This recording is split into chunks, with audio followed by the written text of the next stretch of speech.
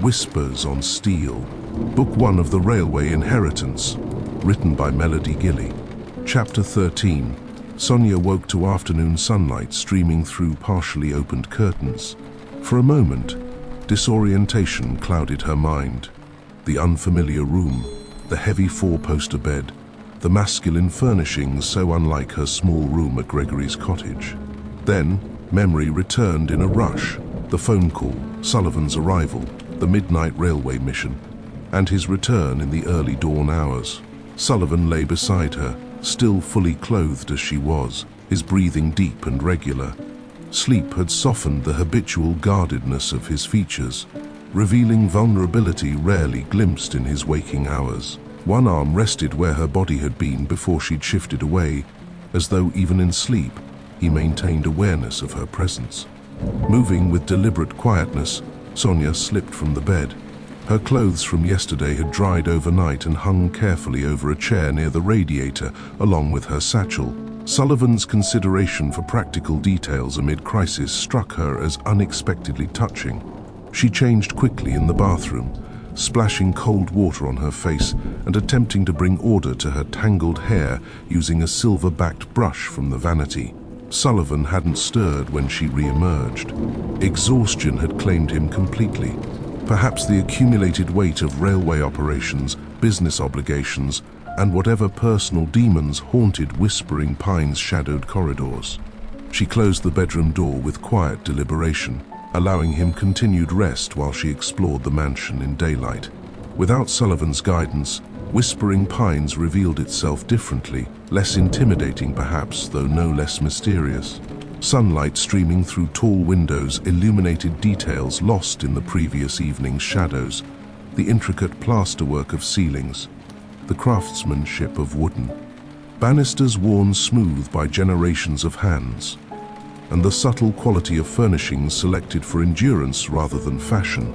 Sonya wandered through formal rooms where furniture stood beneath protective covers like patient ghosts awaiting resurrection. The music room contained a grand piano, its lid closed but surface polished to mirror brightness, suggesting someone, Sullivan presumably, maintained it despite apparent disuse. The conservatory held dormant plants in ornate containers, awaiting attention that seemed long overdue. Throughout her exploration, temperature fluctuations accompanied her progress, certain rooms maintaining stubborn chill despite afternoon warmth, others unexpectedly cozy despite disuse. The phenomenon Sullivan had referred to as atmospheric anomalies appeared consistent with her observations, though she maintained scientific skepticism regarding their supposed supernatural origin. Eventually, her wanderings led to Sullivan's study, the room she hadn't properly seen when he'd answered the phone call the previous night. Unlike the preserved formality of public spaces, this room reflected active use and personal preference. Books lined walls in orderly but referenced groupings, business journals stacked beside historical references, and railway engineering manuals alongside literary classics. The substantial desk dominated the room's center, an antique partner's desk with worn leather inlay and multiple drawers, its surface organized with methodical precision. Documents were arranged in neat stacks, fountain pens aligned in their holder, and a telephone was positioned for efficient access. Everything about the arrangement suggested disciplined thinking, ordered priorities, and controlled processes. A cream-colored envelope caught her attention, her name written across its face in an elegant script she recognized from the card, accompanying her pink silk scarf. The letter Sullivan had mentioned bringing to the cottage, its delivery interrupted by Sonya's concern for her uncle. Sonya's fingers hovered above it, temptation warring with respect for privacy. Whatever explanations or confessions the letter contained, Sullivan had intended to share them, though perhaps circumstances had changed his calculations since writing it. Before she could decide, another document drew her attention, a single sheet of paper partially concealed beneath a leather-bound ledger. Unlike the business correspondence and technical specifications organized across the desk, this appeared to be handwritten poetry. Curiosity overcoming restraint, Sonya carefully slid it free. The handwriting matched Sullivan's, The same elegant script that had addressed her letter, though less controlled here. The lines occasionally pressing deeper into the paper as if emotion had overwhelmed measured restraint. In the shadows of my soul I dwell, a prisoner of secrets, a fate I know well. Haunted halls of ghosts long past, whispers of history, shadows cast. A mansion of memory, a fortress apart, where duty and legacy weigh on the heart. Yet in the midst of night's cold embrace, a glimpse of light, an unexpected grace. She arrived with questions, with searching eyes, a daughter of truth, untethered by lies. Golden hair catching the morning sun, a mind unconstrained, a spirit unbound. In her presence, the darkness recedes. Hope flickers through clouded misdeeds. Yet, dare I reveal the depths within? The choice is made, the necessary sin? For I am shaped by shadows and strife, bound by the tracks of a predetermined life. Still, I yearn for her unguarded gaze, to banish the ghosts of former days. So I guard my secrets behind careful words, while longing for freedom like uncaged birds. For in the chambers of my controlled heart, she awakens possibility, a different start. Though the past may never release its hold, in her presence, new chapters might unfold. The naked emotion captured in the verses stood in stark contrast to Sullivan's carefully maintained composure. Sonya read the lines again, recognizing herself in the descriptions, understanding with sudden clarity the conflict that had driven Sullivan to write a formal letter rather than speak directly of his feelings. The poem revealed vulnerability beneath control, longing behind restraint, and possibility beyond obligation. Movement reflected in the window caught her attention, not an actual presence, but the momentary impression of shifting light. Sonya turned, finding herself alone yet somehow observed, the sensation prickling along her consciousness without visible cause. Her gaze returned to the window, noticing for the first time the spiderweb cracks spreading across its surface. The damage appeared recent, glass, fracturing outward from a central impact point at approximately head height. Stepping closer to examine it, Sonya noted small brownish stains along the lower edge of the fractured pane. Blood. Someone, Sullivan presumably, had struck the glass with sufficient force to break its substantial thickness and injure themselves in the process. The controlled businessman, the carefully composed railway director, harbored sufficient internal pressure to manifest in physical violence against inanimate objects. The poem's reference to being shaped by shadows and strife suddenly carried deeper implications. As she studied the damaged window, the room's temperature plummeted with alarming suddenness. Sonya's breath clouded before her face, the unexpected chill raising goosebumps along her arms despite the afternoon sunlight streaming through the cracked pane. A whisper of sensation brushed against her neck, the unmistakable impression of fingers, cool but not unpleasant, trailing with deliberate gentleness from her hairline to her shoulder. Sonya froze, heart racing, mind struggling between rational explanation and undeniable physical experience. No reflection appeared in the window before her. No footsteps had announced another's entry. Yet the touch continued, a distinctly feminine caress, somehow maternal in its careful reassurance rather than threatening in its unexpected intimacy. "Elisabeth?" Sonya whispered, the name emerging unbidden. The touch withdrew, though the unusual cold remained. On the desk behind her, papers rustled without visible cause. When Sonya turned, she found Sullivan's poem had moved, now resting squarely atop the sealed letter bearing her name. The significance seemed unmistakable, though its interpretation remained unclear. Was Elisabeth encouraging transparency or warning against it?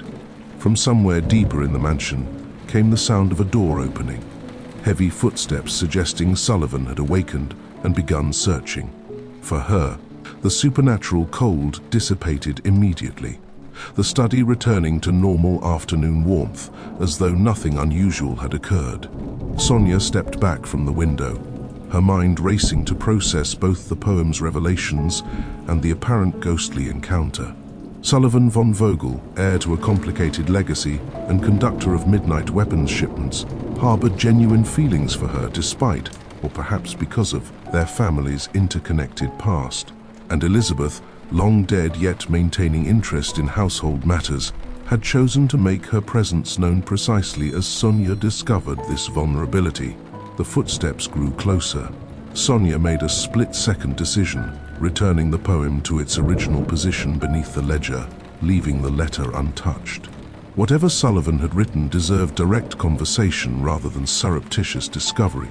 And whatever Elisabeth had intended through her ghostly intervention, Sonya preferred to navigate her relationship with Sullivan through direct engagement rather than supernatural guidance, however well-intentioned. As Sullivan's approaching footsteps reached the hallway outside, Sonya moved to the bookshelves, selecting a volume of Victorian railway history with deliberate casualness. When he appeared in the doorway, concern evident in his expression, she turned with a smile that revealed nothing of the poem's discovery or Elisabeth's manifestation. "Your library is impressive," she said, holding up the book. "I hope you don't mind my exploring while you rested." Sullivan's gaze moved quickly around the study, noting the undisturbed desk, the broken window, and Sonia's position among the bookshelves. Something in his expression suggested he sensed the room's recent supernatural activity, though he made no direct comment. "Not at all," he replied, his composure reinstated, though shadows of exhaustion still lingered beneath his eyes. "Did you find anything of particular interest?" The question carried multiple potential meanings, referring to her exploration of the mansion, the books, and perhaps even the poem and letter he knew remained on his desk. Sonya chose to interpret it at face value, maintaining the polite fiction that nothing extraordinary had occurred. "Many things," she answered truthfully. "Whispering Pines contains fascinating history, both architectural and personal." A subtle tension in Sullivan's shoulders eased slightly at her response. The house has always been generous with its revelations to those who approach with genuine interest rather than idle curiosity. His gaze moved briefly to the broken window, something like embarrassment flickering across his features. Though some aspects of its current condition reflect less admirable moments in its recent stewardship, the acknowledgement of the damaged window, and by extension the loss of control it represented, seemed significant. Sullivan von Vogel rarely admitted imperfection, particularly regarding emotional regulation. "Houses reflect their inhabitants," Sonya offered, replacing the railway history volume on its shelf. "Both their strengths and their occasional moments of humanity." Sullivan studied her thoughtfully, perhaps searching for hidden meaning in her words. "I've received word about your uncle," he said, changing the subject with characteristic efficiency. "He's been admitted to Leeds General Infirmary following a single vehicle accident on the M1. His condition is listed as serious but stable." The news struck with unexpected force despite Gregory's fragmented warning call. "I need to go to him," Sonya said immediately. "Of course," Sullivan agreed. "I'll drive you myself once you've had something to eat." Though there are certain security considerations we should discuss before leaving Whispering Pines, the transition from potential romantic understanding to practical crisis management occurred with such smooth efficiency that Sonya might have imagined the poem's emotional revelations had she not read them with her own eyes. Sullivan's capacity to compartmentalize, to shift between businessman, protector, and private individual harboring deeper feelings, seemed both admirable and concerning. As they left the study together, Sonya glanced back briefly. The afternoon sunlight caught the cracked window at a particular angle, refracting into momentary rainbow patterns across Sullivan's desk, directly where his poem lay hidden beneath the leather ledger. The fractured glass transformed ordinary light into unexpected beauty, much as Sullivan's controlled exterior occasionally revealed glimpses of more complex emotion beneath. Toast and coffee constituted a hasty breakfast, neither Sonya nor Sullivan mentioning the previous night's shared bed, or the poem hidden beneath ledgers in his study. They ate in Whispering Pines' kitchen with efficient focus, conversation limited to practical matters. Gregory's condition, the hospital's location, and estimated travel time.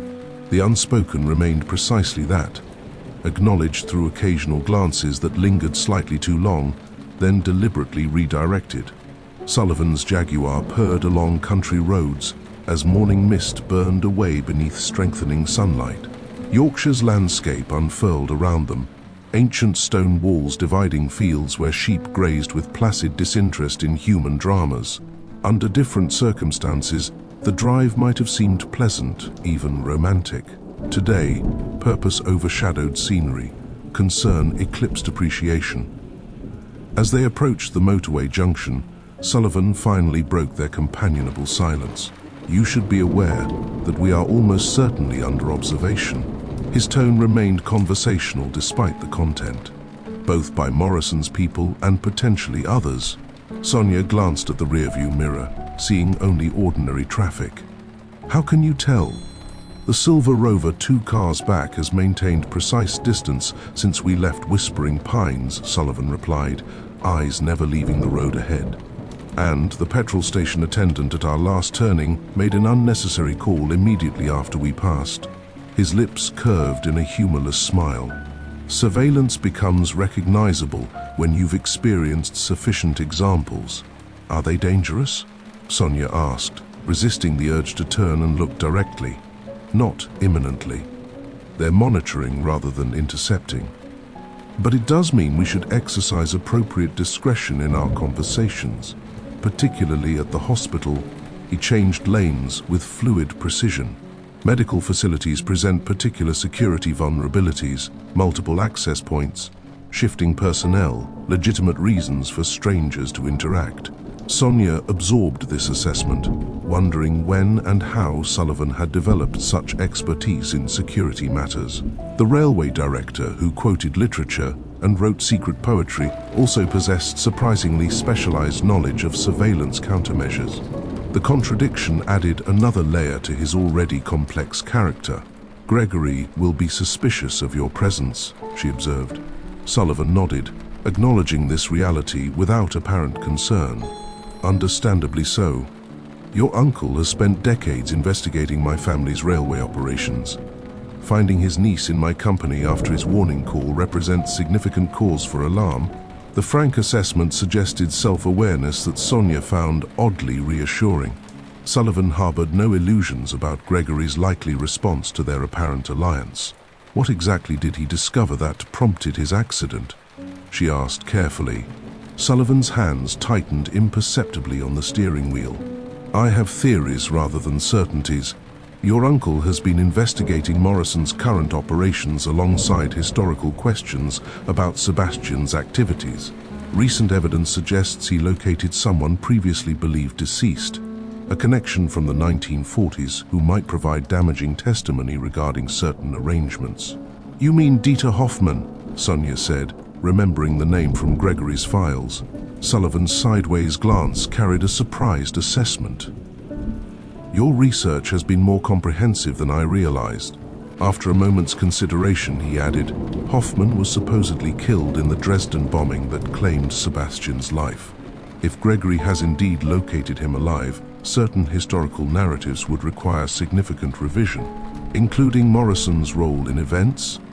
"Particularly Morrison's role," Sullivan confirmed, his tone revealing nothing beyond professional assessment. They lapsed into silence as the Leeds city limits approached, traffic thickening around them. The Silver Rover maintained its position, now joined by a black sedan that appeared with suspicious frequency despite lane changes and varying speeds. Sullivan noted these developments without comment, his driving subtly adjusting to maintain maximum maneuverability. Leeds General Infirmary rose before them, a substantial Victorian structure with modern additions grafted onto its historical core, much like the society it served. Sullivan secured a parking space with surprising ease, though Sonya noted his deliberate selection provided clear sightlines to both building entrances and the main access road. "Your uncle will almost certainly request private conversation," Sullivan observed as they walked toward the entrance. "I'll respect that necessity while maintaining proximity should security concerns arise." The professional detachment in his voice contrasted with the poem's emotional vulnerability. This Sullivan, strategic, calculating, security-conscious, seemed entirely different from the man who wrote of being shaped by shadows and strife, yet yearning for her unguarded gaze. Sonya wondered which represented his authentic self, or whether both coexisted within a personality more complex than she had initially recognized. Inside, antiseptic hospital scents and fluorescent lighting created an institutional familiarity that transcended national boundaries. Sullivan approached the information desk with confident authority that suggested experience navigating bureaucratic systems. Gregory Constant, he stated, producing identification Sonya hadn't realized he possessed. Vehicle accident victim admitted yesterday evening. His niece is here to see him. The nurse checked the computer records and then directed them to the 4th floor. Throughout the interaction, Sullivan's manner communicated both legitimate concern and professional efficiency. Only Sonya noticed his subtle visual sweep of the lobby, identifying and categorizing potential observers without obvious scrutiny. In the elevator, he leaned closer to speak quietly. 2 men in the waiting area, grey suit by the magazine rack, blue cardigan near the coffee station. Morrison's people, most likely. Competent, but not particularly subtle, the professional assessment carried no emotional inflection, yet Sonya found herself drawing closer to Sullivan's solid presence. Whatever complexities surrounded his business operations and family history, his protective instincts appeared genuine. Gregory's room was easy to locate. The uniformed officer stationed outside its door provided an unambiguous indication. Sullivan approached directly, presenting credentials that somehow facilitated immediate access, despite what should have been restricted visitation. Sonya filed this evidence of his influence for future consideration. Inside, Gregory Constant lay against hospital pillows, his normally robust frame diminished by injury and institutional bedding. Bandages wrapped his chest and left arm, while livid bruising marked visible skin around his face and neck. Despite these injuries, his eyes remained alert, widening with evident alarm when Sullivan entered behind Sonya. "Uncle Gregory," she said, moving quickly to his bedside. "What happened? The police said a car accident, but—" "No accident," Gregory interrupted, voice raspy but determined. His gaze remained fixed on Sullivan. What is he doing here? The question contained expected hostility, though Sonya noted the undertone of genuine fear beneath Gregory's anger. Not fear for himself, she realized, but for her. "Mr. von Vogel brought me to the hospital," she explained, choosing her words with care. "He offered protection after your warning call." Gregory's expression darkened. "Protection? Is that what he calls it?" He shifted painfully, wincing as the movement disturbed what appeared to be broken ribs. "Sullivan von Vogel represents precisely what I was warning you against, Sonya." Sullivan remained near the door, his posture deliberately non-threatening, despite Gregory's hostility. "Your concerns are understandable, Inspector Constant. I've explained to Sonya that our family's history creates natural suspicion regarding my motives. Not just history," Gregory countered sharply. "Current operations, midnight freight shipments carrying prohibited cargo, Morrison's involvement in Baltic weapons transfers, your railway restoration as a cover for international smuggling." His breathing grew labored with emotion and pain. "The von Vogel lines trading in death again, just as they did under Sebastian." Sullivan received these accusations without visible reaction, beyond a slight tightening around his eyes. "The situation is considerably more complex than those allegations suggest," he said quietly, "though I understand why appearances would lead to such conclusions." Gregory turned to Sonya, reaching for her hand with desperate urgency. "I need to speak with you privately, please." Sullivan nodded before she could respond. "Of course, I'll wait outside." To Gregory, he added, "Whatever your opinion of me, Inspector, we share a concern for your niece's safety. Perhaps temporary alliance serves mutual interests better than unproductive antagonism." Without waiting for a response, he exited, closing the door quietly behind him. Through the small window, Sonya could see him position himself strategically in the corridor. maintaining clear sight lines in both directions while appearing to casually review hospital notices on a bulletin board. "You can't trust him," Gregory said immediately, his voice lowered despite their privacy. "Sullivan von Vogel is deeply involved in Morrison's operations, weapons smuggling to Soviet Russia, technology transfers that violate multiple international agreements." His grip on her hand tightened. "Whatever protection he claims to offer comes with invisible chains. I found documents in your study," Sonya acknowledged, "about Sebastian's collaboration with German officials during the war." Gregory nodded, pain medication making his movements slightly uncoordinated. "Sebastian was merely the beginning. Morrison has built an international network using the same methods and the same routes. And Sullivan has eagerly embraced his uncle's legacy despite knowing its true nature." "What happened to you, Uncle Gregory? This wasn't just an accident." His expression darkened. "Warning delivered by Morrison's people." "After I met with Hoffman in London," he glanced toward the door, confirming Sullivan remained outside. "Dieter Hoffman survived the Dresden explosion that supposedly killed him. He's been living under an assumed identity since 1943, with assistance from certain intelligence services who valued his knowledge." Sonya processed this information, connecting it with fragments she'd already discovered. He was Sebastian's German contact, and subsequently Morrison's informant regarding Sebastian's operations. Gregory confirmed. The explosion that killed Sebastian was no accident. Sonya Morrison arranged it when Sebastian became inconvenient to his ambitions. The implication hung between them. If Morrison had eliminated Sebastian when necessary, Sullivan might face a similar fate when his usefulness ended. The pattern suggested disturbing parallels across generations. Hoffman provided critical documentation.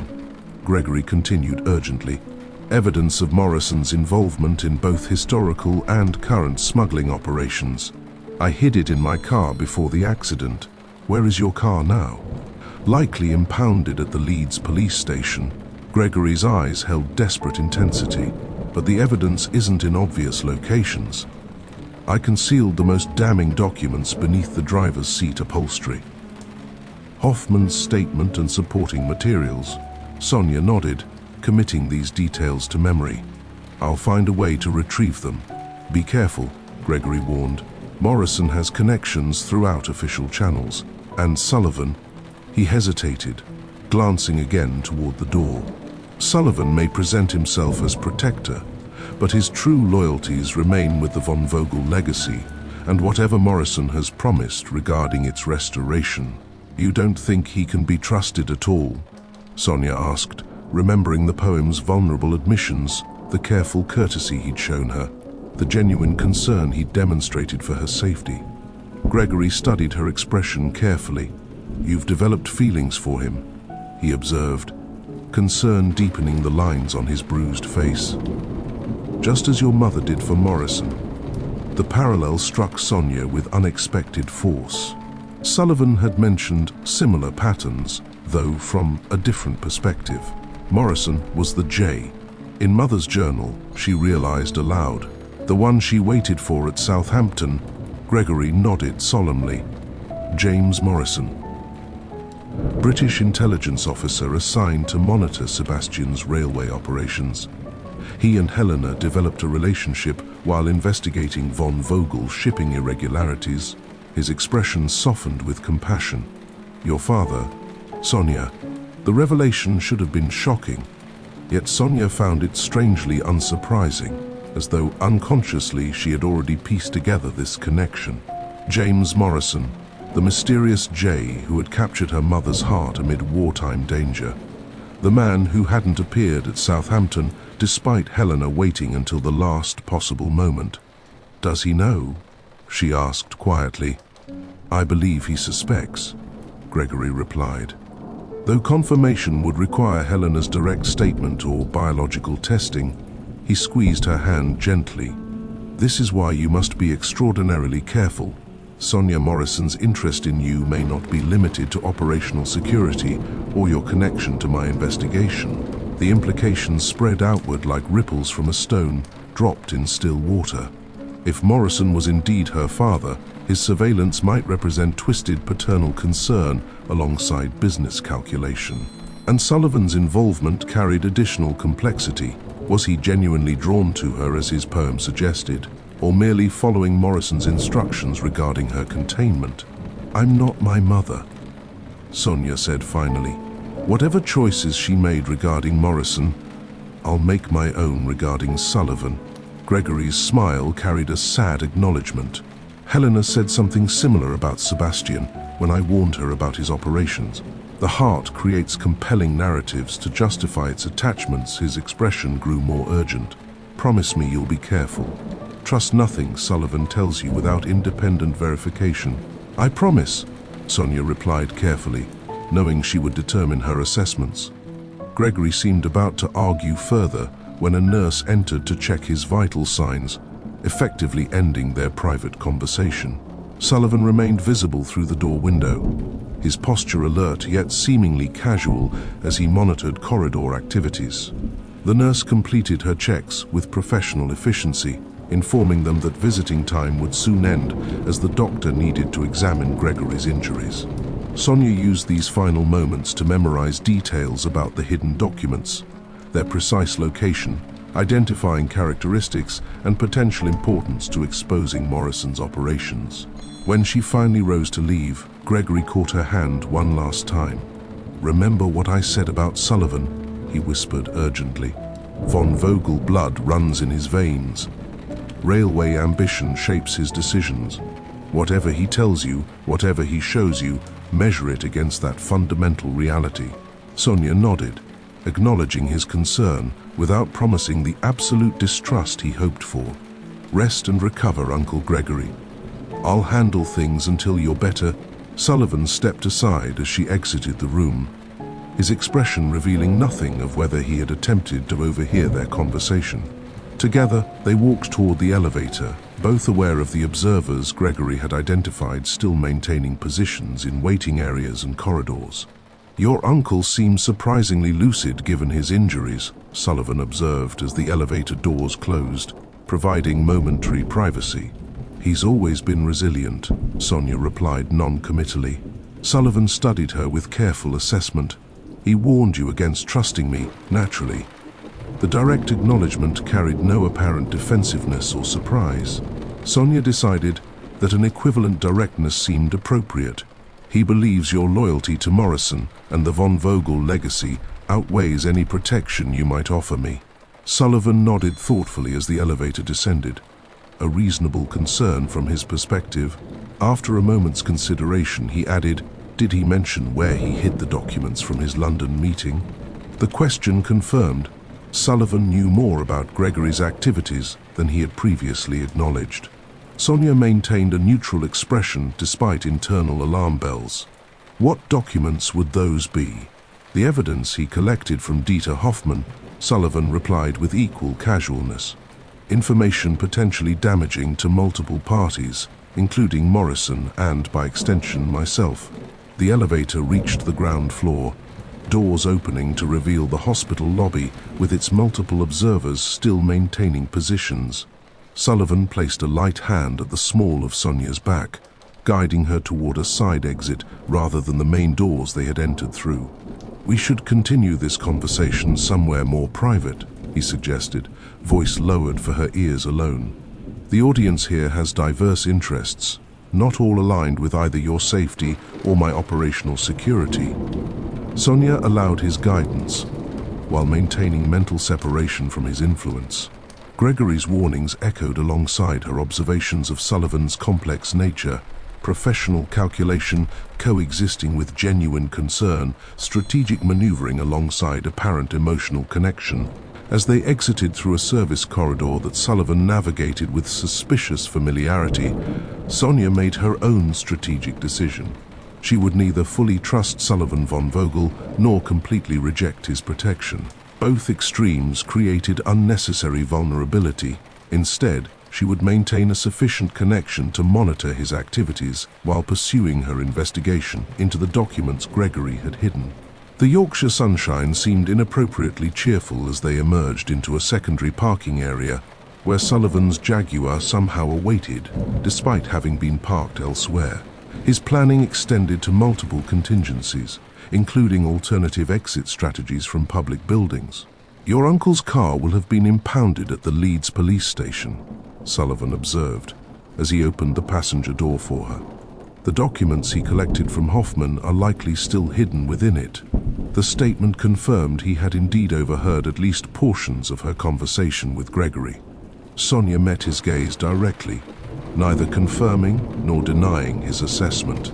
"And what would you do with such documents if they were recovered?" Sullivan's expression revealed nothing beyond professional interest. "That would depend entirely on their contents and the potential consequences of various actions regarding them." He closed her door once she was seated, circling to the driver's side with unhurried confidence, despite their clandestine exit. As the Jaguar pulled away from the hospital, Sonya noted the silver Rover and black sedan quickly resuming their surveillance positions in traffic behind them. The chess game continued, with multiple players advancing their pieces according to strategies she only partially comprehended. Between Gregory's warnings and Sullivan's calculated protection, between Morrison's shadowy operations and her own newly discovered paternity, Sonya Matthews found herself at the center of intersecting conspiracies decades in the making. Her mother had fled these complications. Sonya intended to confront them directly, with discovering exactly what Gregory had hidden in his damaged Austin, and what those documents revealed about Morrison, Sullivan, and the deadly legacy flowing through Yorkshire's restored railway lines. Whispering pines loomed against the afternoon sky as Sullivan guided that Jaguar up the winding drive, shadows lengthening across manicured gardens and the wild forest beyond. The mansion's Victorian silhouette, once merely imposing, now seemed to Sonya more like an elegant prison, beautiful, historic, and potentially inescapable. Through the return journey, she had possibilities careful conversation with Sullivan, discussing Gregory's medical prognosis, the likely timeline for his recovery, and innocuous observations about Yorkshire for the countryside. Beneath this surface dialogue, her mind raced through scenarios. Retrieving the documents Gregory had hidden represented leverage, evidence, and perhaps even protection. Without them, she remained dependent on Sullivan's questionable goodwill and Morrison's unknown intentions. Yet, retrieving them presented seemingly insurmountable challenges. She couldn't simply walk into Leeds police station and claim Gregory's car. She lacked proper documentation, and Morrison's influence likely extended through law enforcement channels. Even if Sullivan offered assistance, trusting him with knowledge of the document's exact location seemed dangerously naive after Gregory's warnings. She needs to disappear, temporarily at least, establish independent movement without Morrison's watcher or Sullivan's careful guidance. "But how?" "Your thoughts seem distant," Sullivan observed as he parked before the mansion's entrance. "Gregory's condition is quite serious, but the doctors appeared confident about his recovery." "I'm relieved he's receiving good care," Sonya replied non-committally, gathering her handbag as Sullivan opened her door. The silver Rover that had followed them to Leeds had mysteriously vanished during their hospital visit, though she suspected surveillance continued through less obvious means. Inside Whispering Pines, afternoon sunlight streamed through tall windows, illuminating dust motes dancing in golden beams. The mansion felt different now, its secrets partially revealed, but no less dangerous for their exposure. Somewhere within these walls, Elisabeth's ghost maintained her vigilant presence. Somewhere in the study, Sullivan's poem remained hidden, beneath leather ledgers, its emotional admissions contradicting his calculated exterior. "Tea?"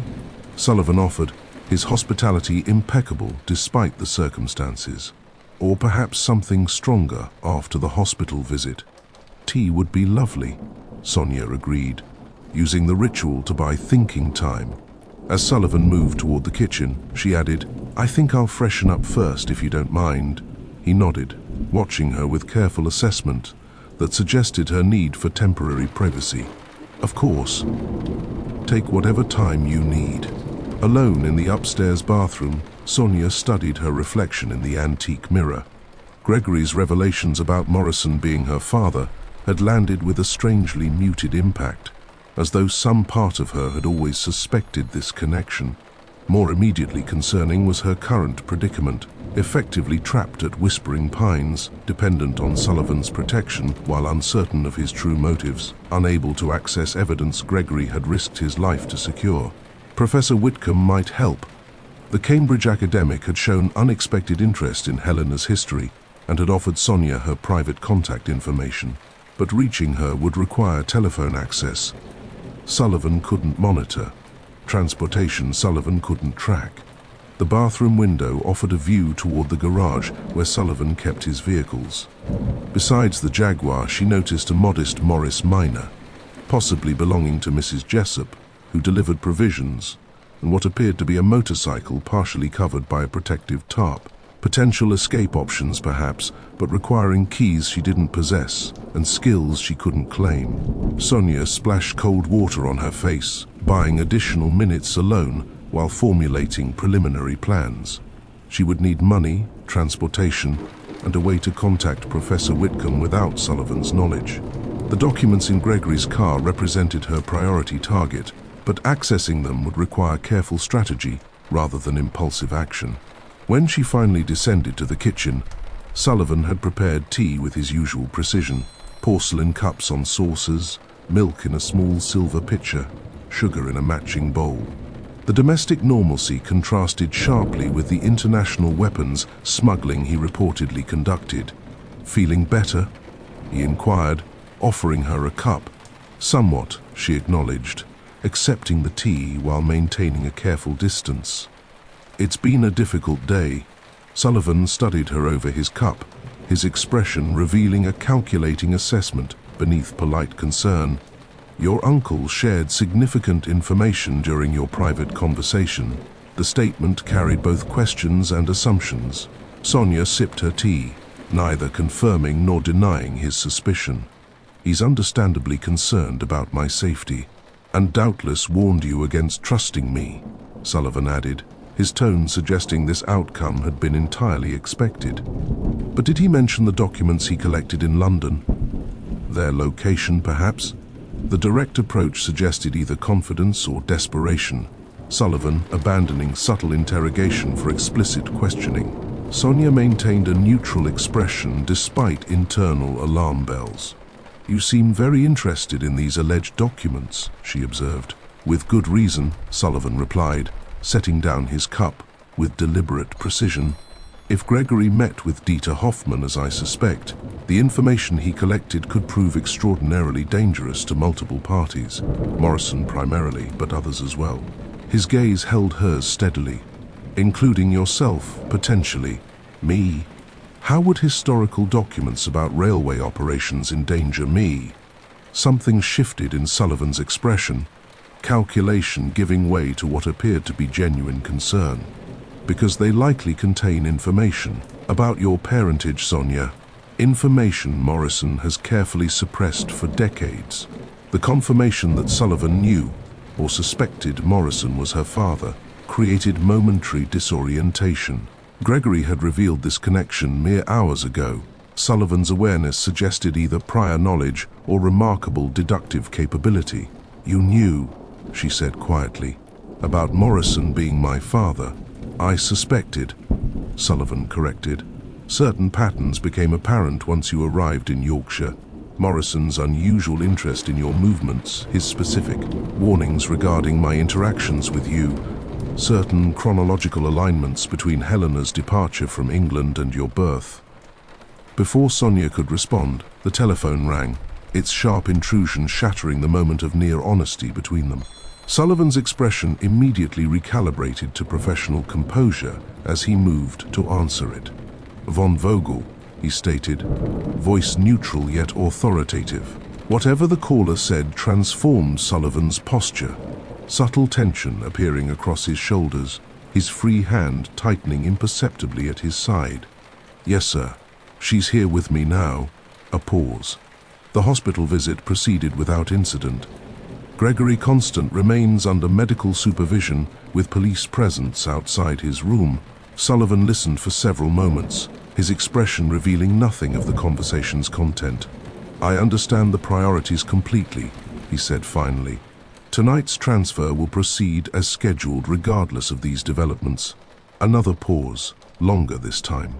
Sullivan's gaze flicked towards Sonya briefly, assessment passing through his eyes before returning to neutral professionalism. Of course, she's been quite cooperative given the circumstances. His jaw tightened slightly. No, that won't be necessary. I can manage the situation without additional personnel. The conversation continued for several more minutes, Sullivan providing operational updates regarding railway activities while carefully avoiding specifics in Sonya's presence. Throughout, his demeanor remained controlled yet somehow increasingly resistant, subtle indications of tension appearing in his posture and expression, despite evident efforts to maintain professional composure. I'll contact you after tonight's transfer is complete, he concluded finally. Yes, understood. As he replaced the receiver, Sonya noted genuine anger briefly flashing across his features before disciplined control reasserted itself. Morrison, she stated rather than asked. Yes. Sullivan turned toward her, calculation visible as he determined how much to reveal. He's aware of your hospital visit and concerned about what Gregory might have shared with you. Concerned for my welfare or for his operations. Both, I suspect. Sullivan studied her with renewed intensity. Morrison's interest in you extends beyond operational security, Sonya. If he is indeed your father, as we both now suspect, his protective instincts operate alongside business calculations. Strange protection that involves surveillance and threatening my uncle, she observed. Morrison's methods reflect his particular worldview, Sullivan acknowledged. He prioritizes control above all else. In business, in personal relationships, in every aspect of his existence. Something dark flickered in his expression. Those who threaten that control typically experience unfortunate consequences. The warning seemed genuine, despite its ambiguous delivery. Sonya considered her response carefully, recognizing both opportunity and danger in this conversation. Like Sebastian von Vogel experienced when he became problematic, Sullivan's eyes narrowed slightly, reassessing her knowledge level. My uncle's death involved considerably more complexity than official records suggest, he said finally. Morrison's role in those events remains subject to interpretation, though certain patterns suggest conclusions. And you continue working with him despite these suspicions? Strategic alliances sometimes require uncomfortable partners, Sullivan replied, his tone suggesting resignation rather than enthusiasm. The von Vogel railway restoration represents my family legacy. Morrison controls resources essential to that restoration. Before Sonya could probe further, Sullivan checked his watch, the habitual gesture she'd noticed whenever he transitioned between topics or responsibilities. I need to prepare for tonight's operations, he said, professional demeanor firmly reinstated. Another shipment requires supervision at Harrogate Junction. More weapons for Soviet Russia? Sonya asked boldly. Sullivan's expression revealed nothing beyond mild surprise at her directness. The less you know about specific operations, the safer you remain, he replied. Morrison's call included explicit instructions regarding your continued presence at Whispering Pines while tonight's transfer occurs. Am I a guest or a prisoner? That distinction depends entirely on perspective. Sullivan moved toward the doorway, pausing to add, for what it's worth, I've argued against additional security personnel Morrison wanted to station here. You'll have privacy during my absence, though I strongly advise against attempting to leave the grounds. Morrison's surveillance extends well beyond what you've observed directly. The warning carried both threat and peculiar consideration. Sullivan simultaneously enforced her containment while rejecting Morrison's suggested reinforcements. Sonya maintained a neutral expression despite internal calculations accelerating. When will you return? She asked, keeping her tone casual. Late evening, most likely. The transfer requires careful documentation and verification. Sullivan's gaze held hers with unexpected intensity. Whatever Gregory told you about the documents he collected, whatever plans you're formulating regarding them, consider all potential consequences before acting. Morrison's network extends through official channels you might otherwise consider safe harbors. With that cryptic warning, he departed, footsteps receding down the hallway toward his study, where preparations for the night's railway operations presumably awaited. Sonya remained in the kitchen, mind racing through implications and possibilities. Sullivan would be gone for hours, supervising another weapons shipment along the restored von Vogel lines. Morrison believed her securely contained at Whispering Pines, under Sullivan's control rather than additional guards. The documents Gregory had hidden remained her best leverage, her clearest path to understanding the truth behind decades of conspiracy. The opportunity seemed perfect, several hours without Sullivan's watchful presence, without Morrison's additional security personnel. Yet, Sullivan's warning suggested he anticipated her potential escape attempt, perhaps even expected it, despite his professional obligation to prevent it. What game was Sullivan von Vogel playing? Loyal executor of Morrison's instructions, or independent operator with his agenda? The poem she'd discovered suggested emotional vulnerability beneath a calculated exterior, yet his continued participation in weapons smuggling indicated moral flexibility regardless of personal feelings. Again, from somewhere deeper in the mansion, came the soft sound of a door closing. Elisabeth's ghost, perhaps, offers silent commentary on decisions being made within her domain. Whether warning or encouragement, Sonya couldn't determine, nor did it matter. She once again found herself questioning her decisions. Unlike her mother 25 years earlier, Sonya would not flee from danger but move directly toward it, beginning with whatever secrets Gregory had hidden beneath the upholstery of his crashed Austin.